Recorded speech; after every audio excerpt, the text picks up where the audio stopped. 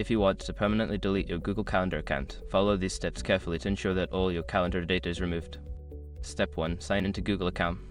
Go to the Google account page and sign in using the credentials associated with the Google Calendar you wish to delete.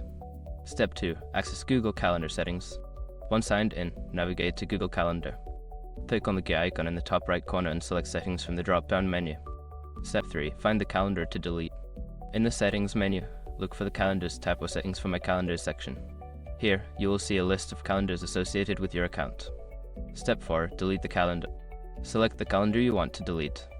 Scroll down to the bottom of the Calendar settings page and click on Delete or Remove Calendar. Confirm the deletion when prompted. Step 5. Confirm account deletion. If you want to delete your entire Google account, which includes Google Calendar, go back to the Google account page, navigate to Data and Personalization, and select Delete your combo services. Follow the instructions to permanently delete your account.